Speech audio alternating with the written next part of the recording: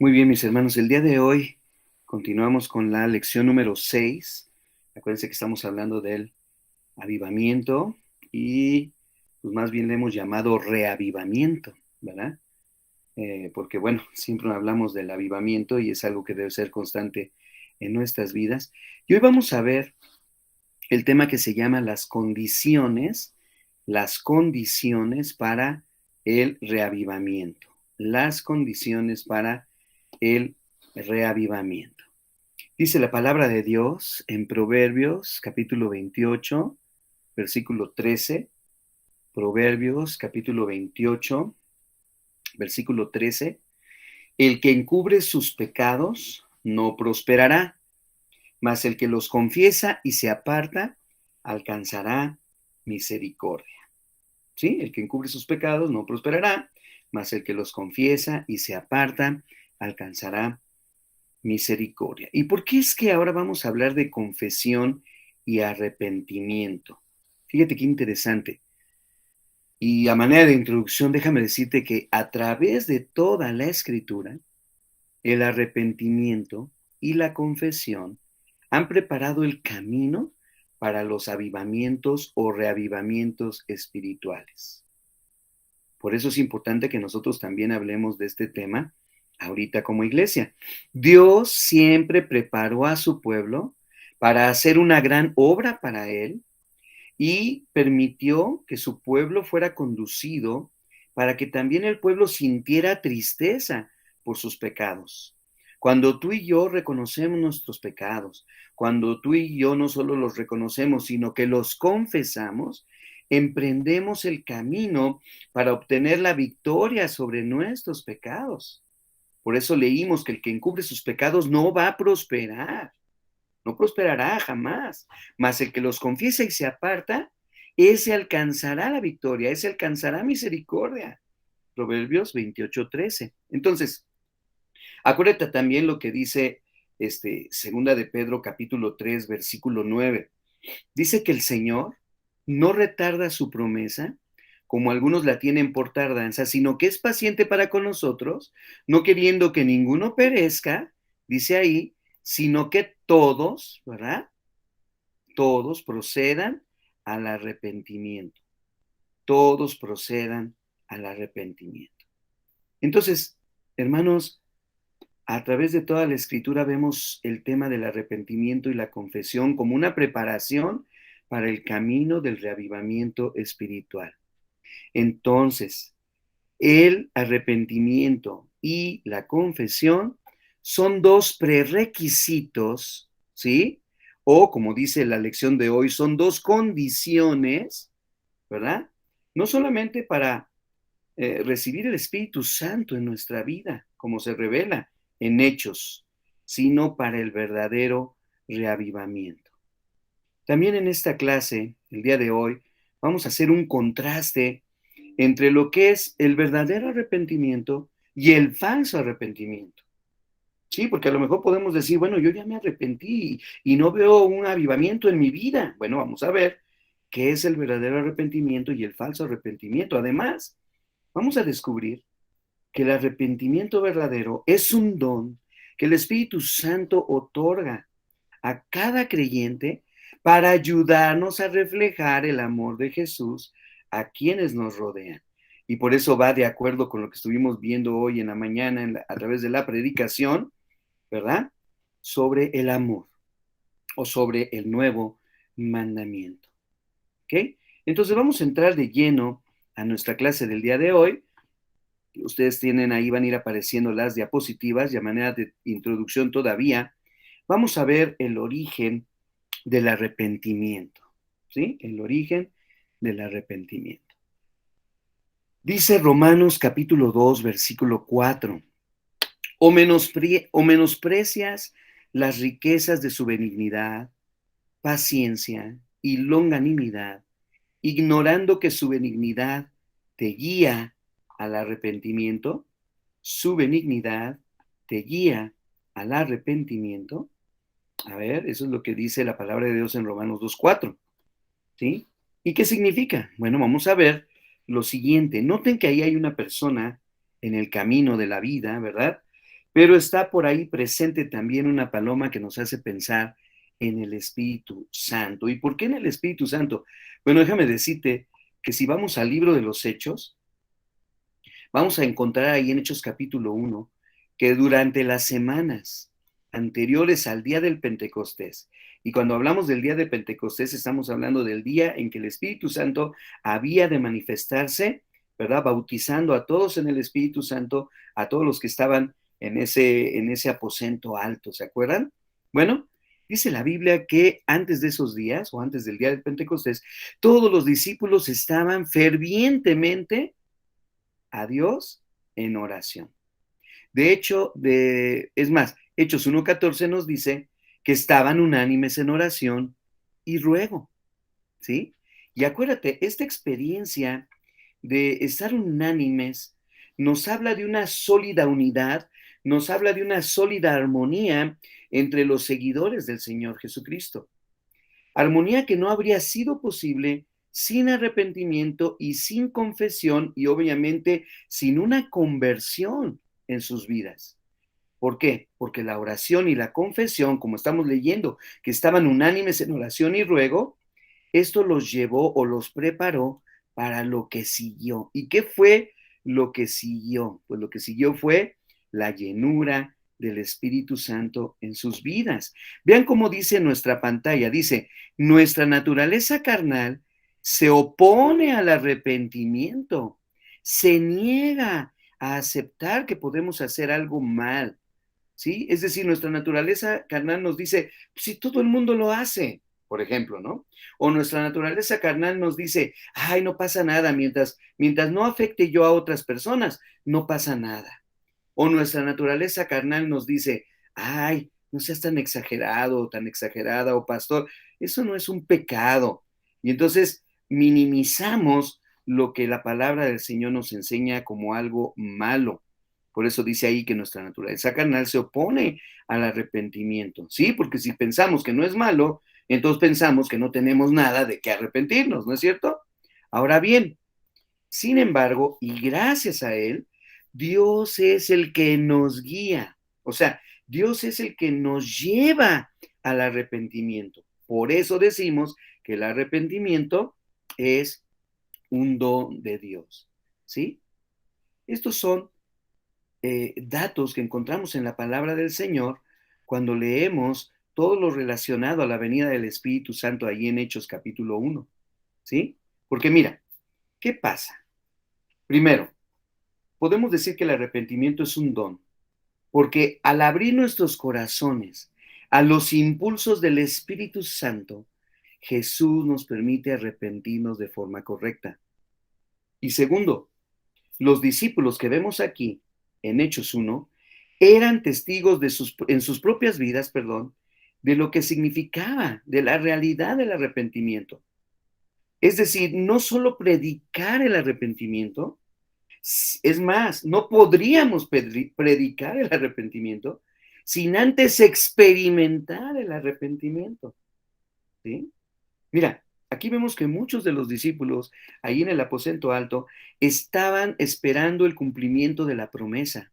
Y mientras tanto, ellos estaban humillando sus corazones con un verdadero arrepentimiento, confesando su incredulidad, recordando las palabras de Jesús que les había hablado antes de su muerte, entendiendo más plenamente su significado, de tal manera que ellos estaban hablando ahí o demostrando ahí que el arrepentimiento y la confesión eran temas comunes en su vida.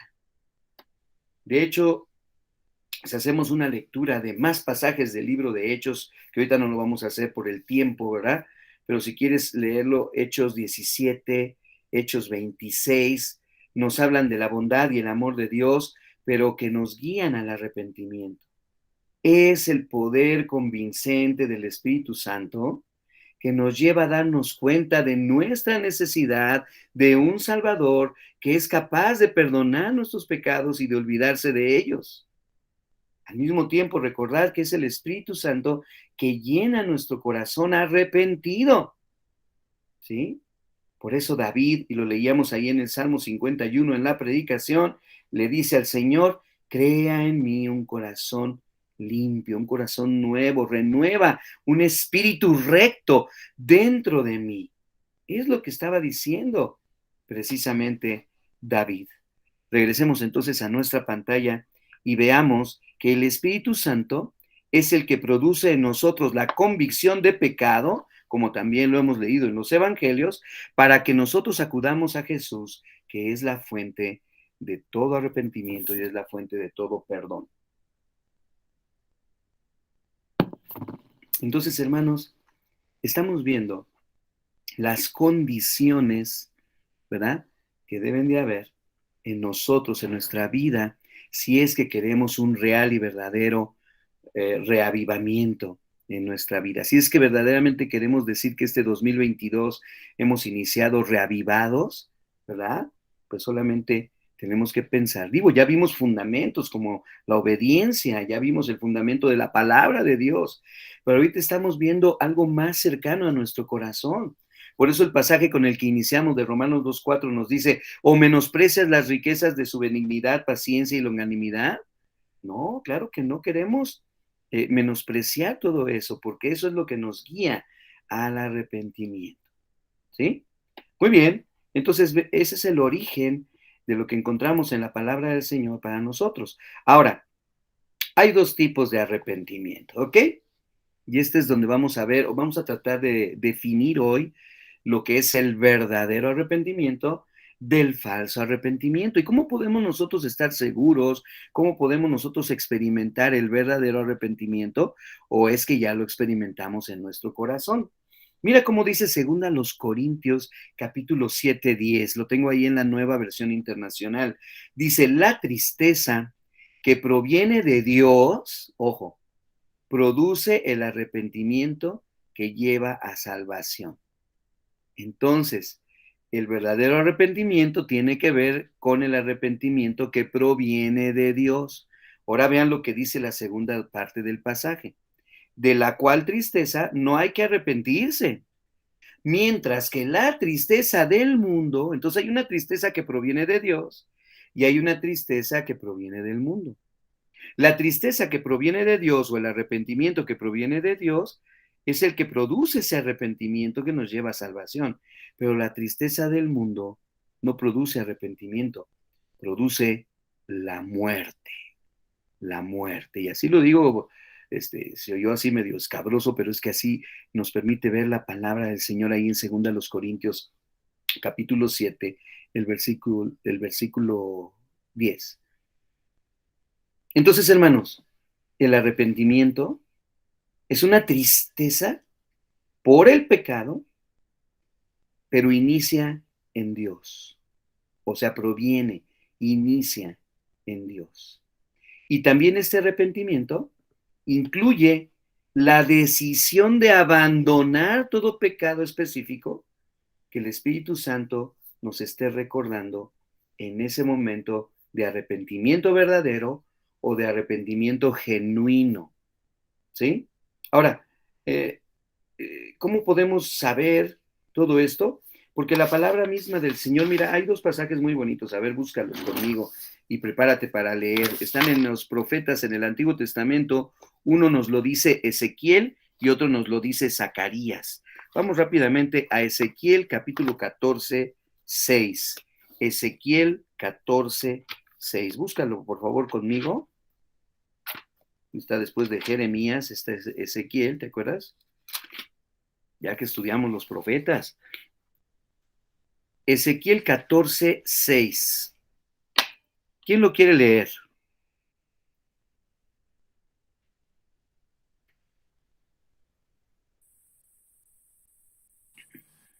Dice, por lo tanto, diles a los israelitas, esto dice el Señor soberano, arrepiéntanse y abandonen sus ídolos y dejen de cometer ya sus pecados detestables.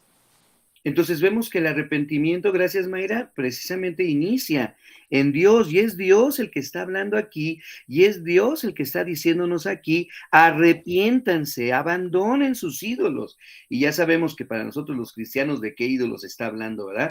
Que no son esos ídolos de madera o de yeso o que podamos poner en un nicho, sino aquellas otras cosas en nuestra vida que le han quitado a Dios el primer lugar, y dejen de cometer ya sus pecados detestables, dice la segunda parte de este versículo. Y otra vez, como si el Señor lo afirmara, y que así es, yo, el Señor, les responderé a todos, sean israelitas o extranjeros, los que me rechazan y levantan ídolos en su corazón, y así, por eso caen en pecado, y después van a consultar a un profeta en busca de mi consejo. Entonces, el arrepentimiento verdadero, el arrepentimiento genuino, inicia en el Señor. Oye, pero hay otro profeta, dele más para adelantito, y alguien léame Zacarías, antes de llegar al final, que es Malaquías, vas a encontrarte a Zacarías, y en el capítulo 1, en el versículo 4, ¿quién lo quiere leer? Zacarías 1:4.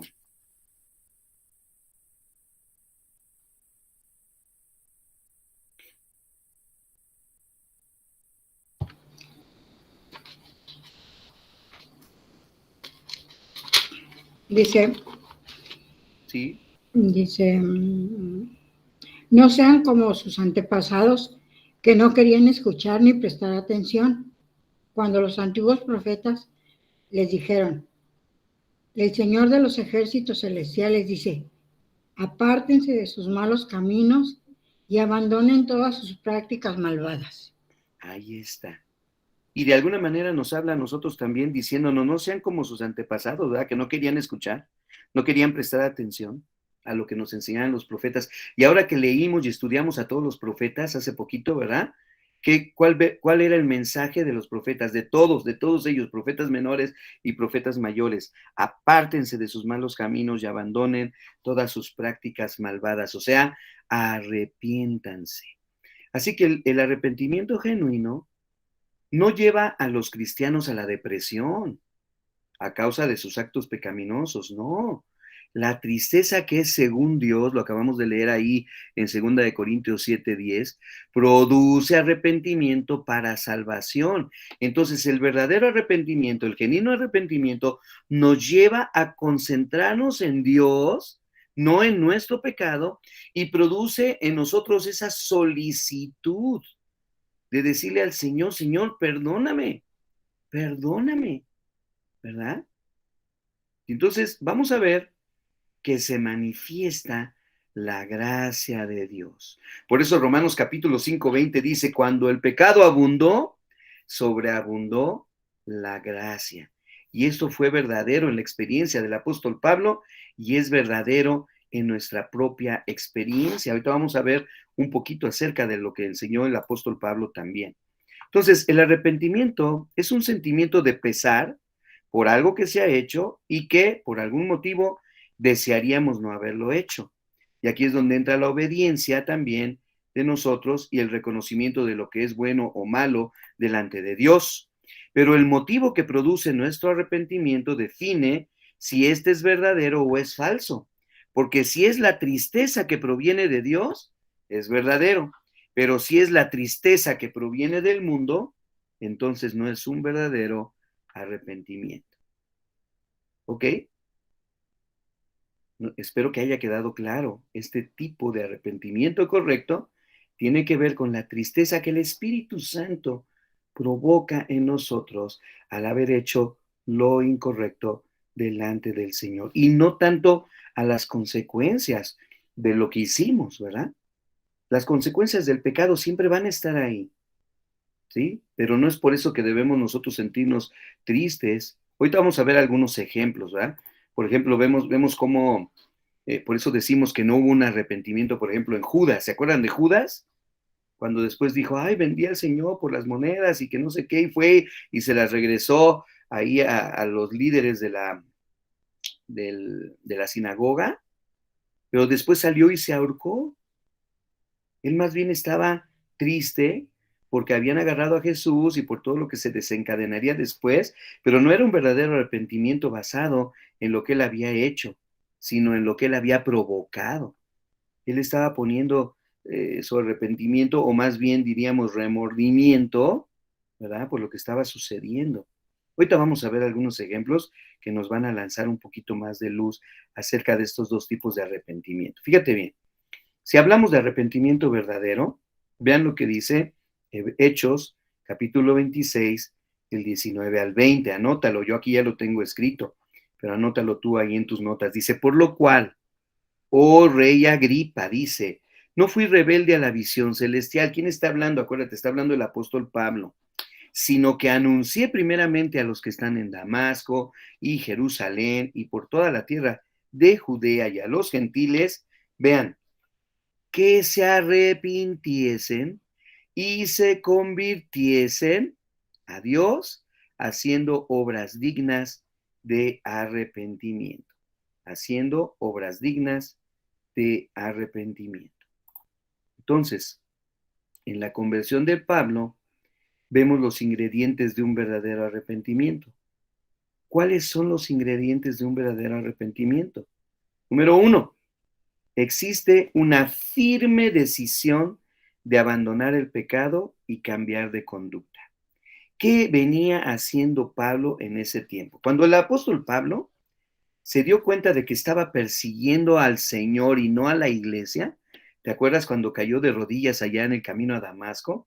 Jesús le dijo, yo soy Jesús a quien tú persigues. Entonces él pensaba que perseguía a la iglesia, pero ahí se da cuenta que estaba realmente persiguiendo al Señor Jesús. Entonces él cae de rodillas, se arrepiente y confiesa genuinamente que él estaba equivocado, ¿sí? ¿Y cómo nos damos cuenta que él estaba equivocado? Lo estamos leyendo aquí en Hechos 26, pero viene en Hechos 9 y viene en otros pasajes y en alguna de las cartas. Él nunca se cansó de contar su testimonio, de contar la historia de su propia pecaminosidad y de la gracia de Dios. Es decir, el arrepentimiento que Pablo sintió no lo llevó a un estado de tristeza o de depresión. En cambio, lo impulsó a los brazos del Salvador, amante y perdonador. La confesión de su pecado no lo dejó con un sentido de mayor culpabilidad que antes. No lo dejó con ese sentido, ¿verdad? Más bien, se centró en cuál injusto era él, ¿verdad? Pero también en cuán justo era Jesús. Recuerda las palabras, yo soy Jesús a quien tú persigues. Entonces, número 1, existe una firme decisión de abandonar el pecado y cambiar de conducta. En ese momento, Pablo deja de perseguir a Jesús, deja de perseguir a la iglesia, su vida cambia totalmente, ¿sí? Y número 2, el recuerdo de nuestros pecados perdonados no produce un sentimiento depresivo, que es lo que les decía ahorita, sino más bien un deseo de alabar a Dios por su amor y nos lleva a dar testimonio ante los demás del poder perdonador de Jesús. En ese momento, Pablo, su vida es transformada y ahora se le conoce como el predicador de los gentiles. ¿Sí? Entonces, fíjate bien, el arrepentimiento genuino siempre va acompañado por la confesión de nuestros pecados específicos y el Espíritu Santo nos ayuda y nos convence de nuestras faltas específicas también. Por eso cuando oramos, no nada más digamos, Señor, perdona mis pecados. No, toma tu tiempo. Cuando estás orando ahí con el Señor, cuando estás platicando con Él en la intimidad, dile, Señor, hice esto, que no es correcto. Hablé, actué, dije, hice tal y cual cosa específica. Y dile al Señor, perdóname por haber mentido, perdóname por haber hablado así a mi esposa, perdóname por haber mostrado esta actitud ante mi jefe, perdóname. O sea, tenemos, ¿verdad? Porque el Espíritu Santo, hermanos, no nos da sentimientos vagos de culpa. El Espíritu Santo nos convence específicamente de nuestras fallas. O sea, la verdadera confesión es de carácter específico y declaramos pecados específicos y particulares, ¿sí?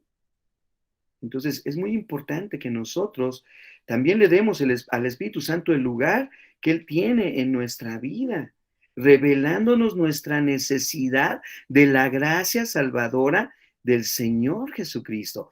Ese es el arrepentimiento verdadero, ¿sí? Y no es que este arrepentimiento nos haga que Dios nos ame más bien nos ayuda a apreciar más el amor de Dios, a apreciar más el perdón de Dios, a apreciar más la gracia de Dios, ¿sí? Por eso el arrepentimiento verdadero y la confesión son dos características importantes que estamos estudiando hoy que nos llevan a un verdadero reavivamiento en nuestra vida, ¿sí? Esa es la diferencia entre un arrepentimiento verdadero y un arrepentimiento falso. Que el Espíritu Santo está trabajando en nosotros y nos está ayudando, amoldándonos, trabajando en nosotros como el barro, ¿verdad? Y quitando, ¿verdad? Todas las cosas malas que hay en nuestra vida. Muy bien, estamos viendo el ejemplo de Pablo y terminamos con este comentario. Dice, los ejemplos de arrepentimiento y humillación genuinos que nos da la palabra de Dios revelan en nosotros un espíritu de confesión, hermanos, que no busca excusas ni intenta nuestra propia justificación, no. Por ejemplo, el apóstol Pablo no procuraba defenderse, sino que pintaba su pecado con sus colores más oscuros. El ejemplo que vimos ante el rey Agripa estaba contándole a Agripa su testimonio de cómo Jesús le habló en el camino. Incluso acuérdense, esto fue tan fuerte que el rey Agripa dijo, por poco me persuades a ser cristiano, ¿te acuerdas? Y ahí en 1 Timoteo 1:5, sin vacilar, dijo, el Mesías Jesús vino al mundo para salvar a los pecadores. ¿Y qué decía Pablo? De los cuales yo soy el primero. Fíjate a qué grado hubo una transformación en la vida del apóstol Pablo, que dijo, yo soy el primero de todos los pecadores. Y bueno, ahorita vamos a entrar a lo que es el arrepentimiento falso, pero antes de eso, yo quisiera saber si alguien de ustedes quiere comentar algo de este primer punto del arrepentimiento verdadero.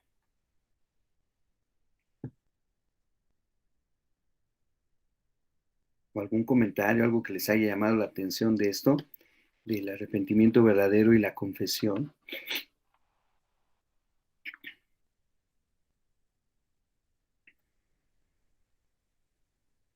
No hay, sino para seguirle. Bueno, vamos a continuar a la parte del arrepentimiento falso. Ya vimos el arrepentimiento verdadero y hay una pregunta ahí. Dice, ¿qué elementos comunes ves en el arrepentimiento de los siguientes personajes bíblicos? A ver, vamos a entrarle a algunos personajes bíblicos. Vamos a ver primero a Esaú. Alguien lea Hebreos 12:17, por favor. Hebreos 12:17. Esaú. Vamos a hacer un contraste entre el verdadero arrepentimiento y el falso arrepentimiento.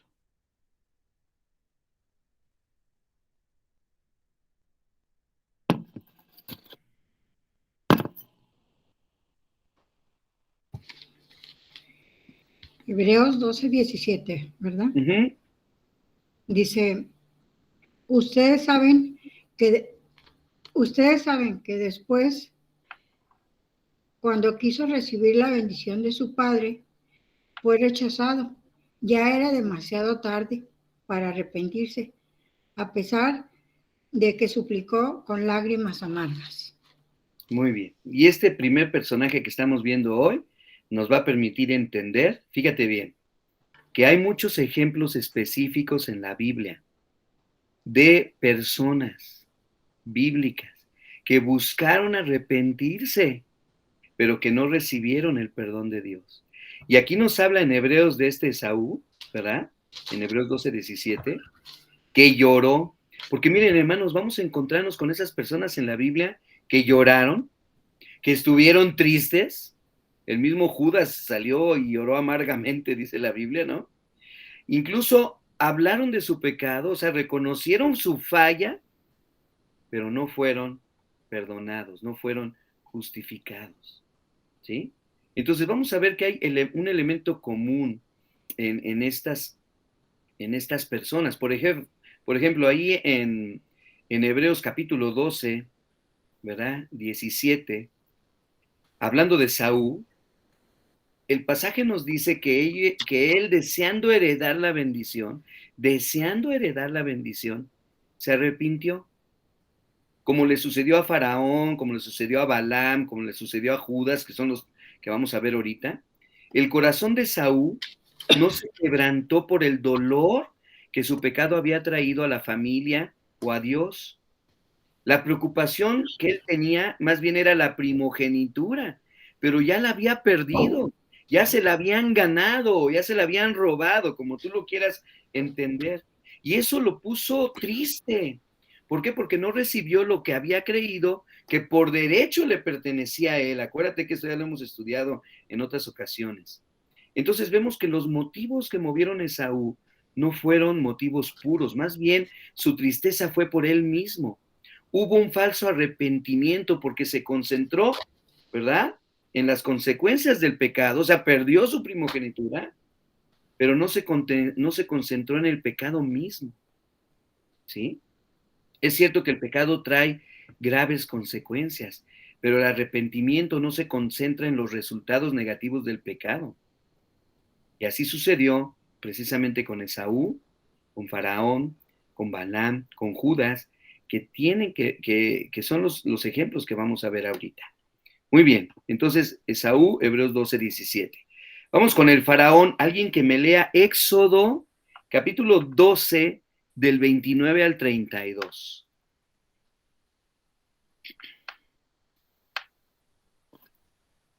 El que lo encuentra lo puede leer, por favor, ¿sí? Éxodo 12, del 29 al 32. Esa medianoche el Señor hirió de muerte a todos los primeros hijos varones de la tierra de Egipto, desde el hijo mayor de Faraón, el que se sentaba en su trono, hasta el hijo mayor del preso en el calabozo. Incluso mató a las primeras crías de todos sus animales. Entonces el faraón, sus funcionarios y todo el pueblo de Egipto se despertaron durante la noche y se oyó un lamento desgarrador por toda la tierra de Egipto. No había ni una sola casa donde alguien no hubiera muerto.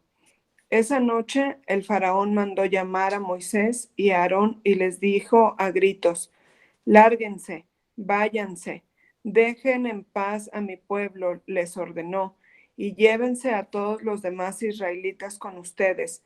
Vayan y adoren al Señor como han pedido. Llévense sus rebaños y sus manadas como dijeron y márchense ya, váyanse, pero bendíganme al salir». Muy bien. Ahora, ¿qué podemos decir aquí? ¿Que el faraón se arrepintió de todo lo que había hecho con el pueblo de Israel? ¿Hubo verdadero arrepentimiento en su corazón? Acuérdate lo que dije. Momentáneamente. ¿Mandé? Momentáneamente. Momentáneamente o falso.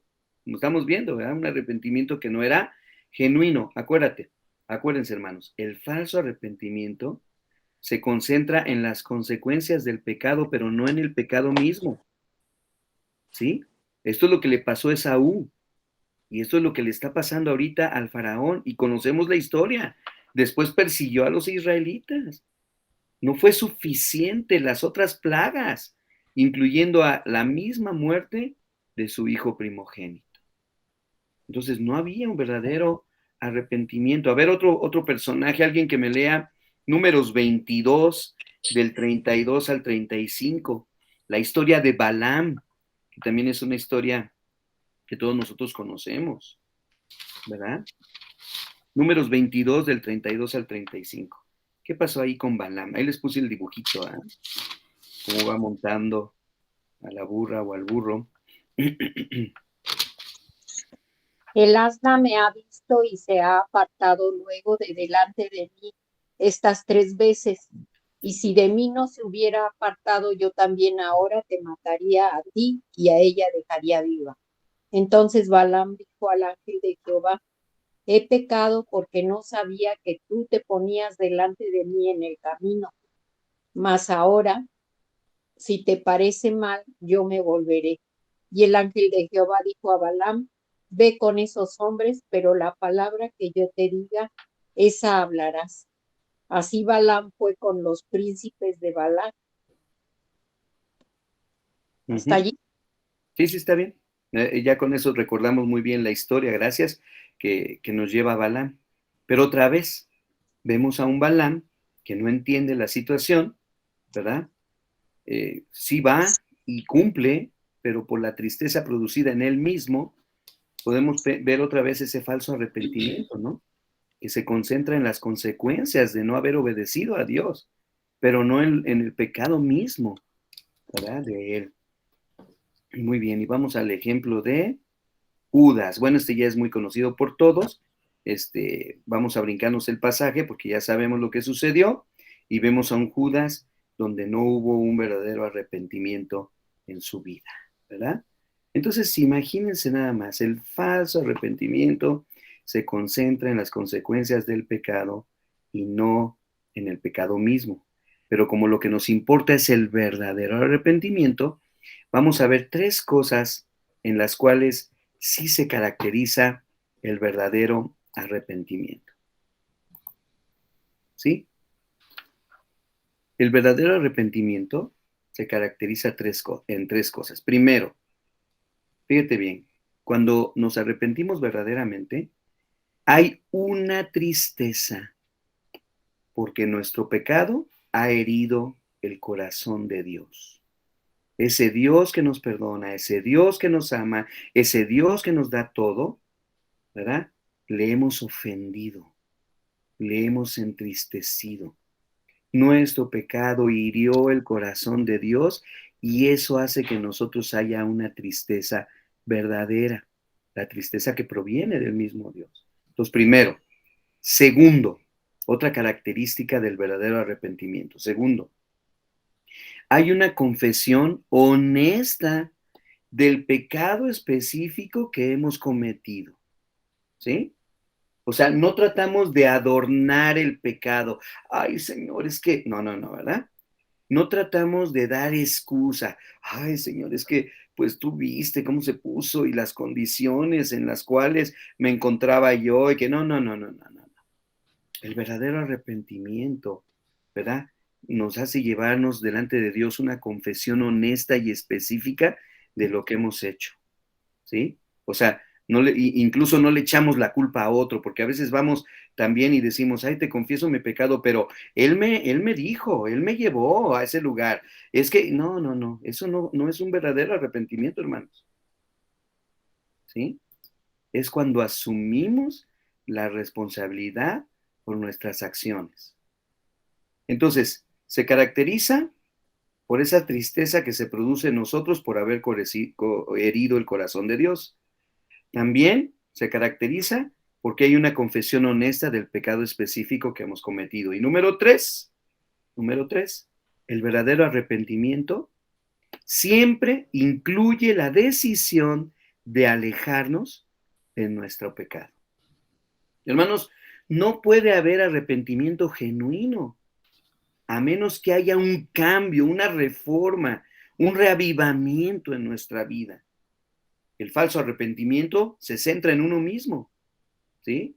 Nos preocupamos por las consecuencias de nuestro pecado y entramos en un estado emocional de tristeza, ¿sí? Porque sabemos que nuestro pecado va a traer consecuencias negativas, pero empezamos a excusarnos delante de Dios o echarle la culpa a los demás. No, tiene que haber un verdadero arrepentimiento en nosotros.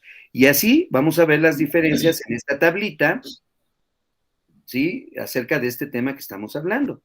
Lo voy a poner todo, si quieren sáquenle una foto ahí déjame lo pongo de una vez todo. De un lado viene, ¿verdad? De un lado viene el arrepentimiento verdadero y del otro lado viene el arrepentimiento falso. Mira, el arrepentimiento verdadero produce tristeza por haber pecado contra Dios, cuando el arrepentimiento falso produce tristeza por las consecuencias del pecado. ¿sí? El arrepentimiento verdadero produce confesión clara del pecado cometido, cuando el arrepentimiento falso, perdón, habla de la confesión vaga de culpabilidad, ¿verdad? Hasta le echamos la culpa a las situaciones, a las circunstancias o a las personas. El arrepentimiento verdadero no se presentan excusas, sino que asumimos la culpa. Y en el arrepentimiento falso se presentan excusas o se busca a otros culpables. En el arrepentimiento verdadero tomamos la decisión de alejarnos del pecado, pero en el arrepentimiento falso volvemos a veces a hacer lo mismo, si supiéramos que no tendríamos las mismas consecuencias. Cuidado, cuidado, ¿verdad? Si estamos arrepintiéndonos verdaderamente, entonces estamos mostrando lo que viene ahí en la primer columna del lado izquierdo en nuestras vidas. Muy bien. Ahora, vamos a pasar a lo que es la confesión. Ya que hemos definido perfectamente la diferencia entre el arrepentimiento verdadero y el arrepentimiento falso, y ya que hemos visto algunos ejemplos bíblicos, vamos a lo que es la confesión. ¿Qué es la confesión? Bueno, la confesión es el poder sanador de Dios. Y la confesión va de la mano del arrepentimiento. Cada vez que nosotros confesamos nuestros pecados al Señor, vamos acompañando a esta confesión con el arrepentimiento verdadero. La confesión abre la verdadera culpa y permite que el pecado sea drenado de nuestras vidas, por decirlo de alguna manera, quitado de nuestras vidas. Entonces, la confesión es sanadora de muchas maneras, hermanos. Fíjate, la confesión abre nuestros corazones para recibir la gracia de Dios. ¿Sí? Por ejemplo, dice ahí, la confesión es el acto que le da validez a nuestro arrepentimiento. O sea, si verdaderamente estamos arrepentidos, con un arrepentimiento genuino y verdadero, inmediatamente caemos de rodillas y confesamos nuestro pecado delante del Señor. Por eso viene esa imagen de esa mujer ahí, arrodillada, ¿verdad? Pidiendo en arrepentimiento verdadero la salvación de nuestro Dios. Entonces la confesión sana abre nuestros corazones para recibir la gracia de Dios. Es cuando aceptamos el perdón del Señor Jesús, que Él nos ofrece desde la cruz. Y es cuando recibimos gracia, porque también la confesión destruye las barreras entre nosotros y Dios, entre nosotros y otras personas. Es más, la confesión hasta sana nuestras relaciones con las demás personas. Porque acuérdense que a veces el pecado trae como consecuencia que nuestras relaciones con nuestra esposa, con nuestros hijos, con la iglesia, con familiares, se destruyan. Y la verdadera confesión, ¿verdad?, permite que se destruya la barrera que hay entre nosotros y las demás personas. Sana nuestras relaciones. Mira, el Espíritu Santo no da sentimientos vagos de culpa. Más bien, el Espíritu Santo nos convence específicamente de nuestro pecado. Por eso cuando estudiábamos la oración de Jesús allá en Mateo capítulo 6, ¿se acuerdan? Qué importante es cuando vamos nosotros delante del Señor, cerrada nuestra puerta, estando solamente tú y yo con Él, ¿verdad? Hablándole al Señor ahí en lo íntimo de nuestro corazón y que podemos decirle, Señor, perdóname por esto, perdóname por lo otro, perdóname por aquello. Y específicamente, ahí el Espíritu Santo nos está diciendo, ¿verdad? Esas faltas específicas que hemos hecho delante del Señor. ¿Sí? Es cuando sentimos verdadera culpa, hermanos. Es más, hasta se me viene a la mente la pregunta, la culpa, por ejemplo, la culpa. Todos hemos tenido sentimientos de culpa, ¿no? ¿Es buena o es mala? Bueno, pues todo depende. Porque si el Espíritu Santo nos está convenciendo de pecado, como dice la Biblia, y la culpa de ese pecado nos está llevando a Jesús, entonces la culpa es buena. Pero si ya hemos confesado nuestro pecado y seguimos sintiendo culpa, aguas. La culpa puede ser destructiva.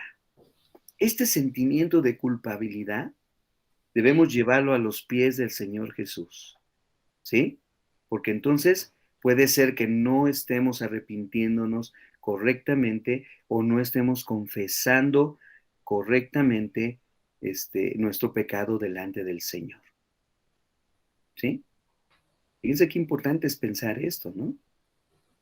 Debemos de dejar toda nuestra confianza a los pies del Señor Jesús. Dice, la confesión por eso ha de ser concreta. Fíjate cómo está aquí en esta pantalla. Dice, Señor, he hecho esto mal. He pecado y quiero que me perdones este pecado. ¿Ya te fijaste? O sea, que seamos concretos, específicos, directos. Cuando vamos al Señor y le decimos, Señor, perdóname por esto, porque he hecho este pecado. No nada más, perdona nuestros pecados. Eso es demasiado vago, es demasiado general. Y a veces cometemos el error en nuestras congregaciones de hacer una oración así, ¿no? Tanto del pastor como alguien de nuestra iglesia cuando le pedimos, haga una oración de perdón de pecados, ¿no? No, esto debe ser específico, porque la confesión es muy importante, ¿sí? Por eso yo les pongo ahí subrayado, vean, la confesión sincera debe ir más allá de las meras palabras, ¿sí? Incluso hay ocasiones en que podemos haber confesado nuestros pecados y todavía nos sentimos culpables. ¿Mm? ¿No les ha pasado? Yo creo que sí les ha pasado. A mí me ha pasado. A veces ya confesé mis pecados a Dios y todavía hay algo en mí, ¿no?, que me hace sentir culpable. ¿Por qué? Bueno, una razón puede ser que el diablo quiere robar la seguridad de nuestra salvación o la certeza de que el Señor ya nos perdonó, ¿verdad? O a lo mejor el Espíritu Santo está señalando algo más, ¿sí? A lo mejor herimos a una persona, a lo mejor nuestra conciencia se perturba, ¿verdad? Porque aunque ya oramos, le hicimos daño a alguien, yo no sé, probablemente el Espíritu Santo está obrando todavía en nuestro corazón. Muy bien.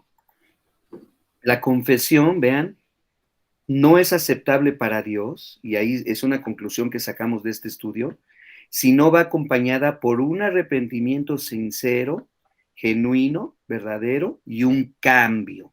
Un cambio. Debe haber cambios decididos en la vida. Todo lo que ofende a Dios debe dejarse. Tal será el resultado de una verdadera tristeza por el pecado. Entonces, hermanos, el pecado y el arrepentimiento van de la mano, ¿verdad? Perdón, la confesión y el arrepentimiento, pero la verdadera confesión y el verdadero arrepentimiento nos llevan a vivir vidas totalmente diferentes, vidas transformadas, cambiadas, ¿sí? De tal manera que se noten los frutos de un verdadero arrepentimiento. ¿Sí? Qué bonito tema el de esta mañana, porque verdaderamente nos hace recapacitar, nos permite tratar de entender mejor este tema y nos ayuda en nuestro tiempo de oración con el Señor, para pedirle al Señor de una manera más correcta, donde el mismo Espíritu nos está ayudando, ¿no?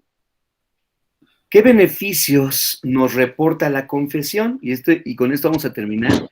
Vamos a terminar con la palabra de Dios. Me encanta, porque decimos, a ver, ya, fíjate, vamos a recapitular. Y ahorita les abro el micrófono para si quieren comentar algo. Fíjate, ya vimos la importancia del arrepentimiento verdadero, del arrepentimiento genuino con el arrepentimiento falso. Ya vemos qué importante es la confesión también verdadera.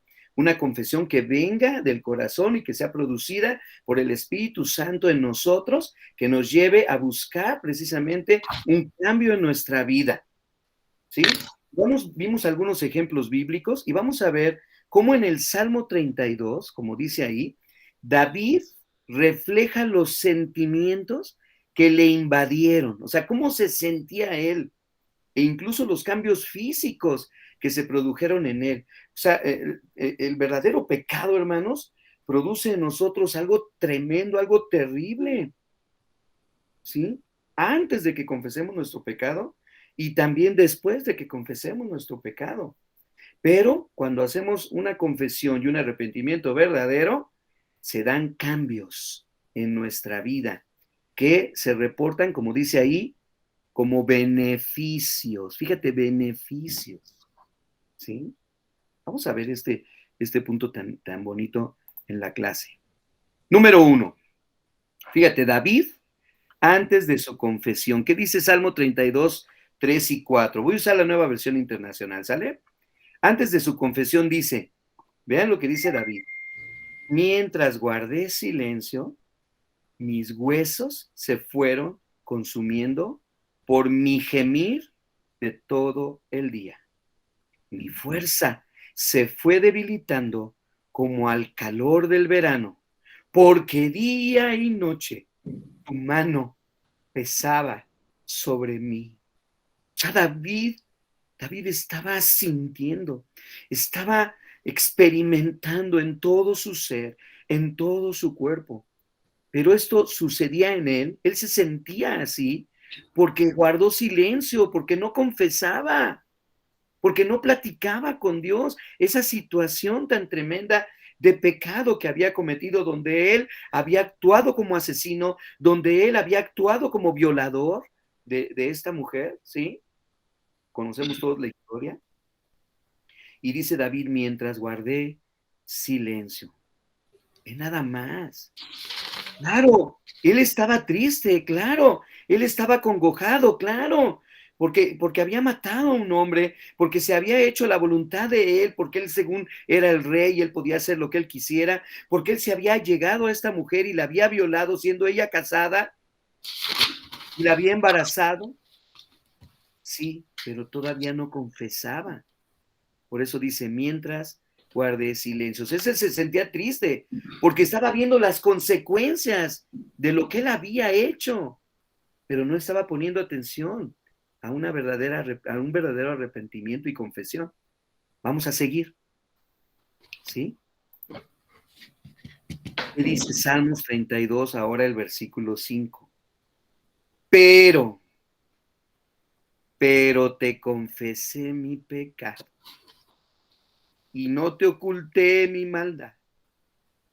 Y me dije, o sea, David se dice a sí mismo, voy a confesar mis transgresiones al Señor. Y tú, Señor, perdonaste mi maldad y mi pecado. ¿Se dan cuenta? ¿Se dan cuenta? Pero un adversativo, ¿verdad?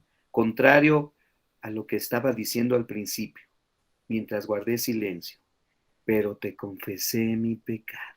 O sea, llegó el momento en que confesó, no te oculté mi maldad, dice David, sino que confesó y él perdonó, el Señor, su maldad y su pecado. Seguimos.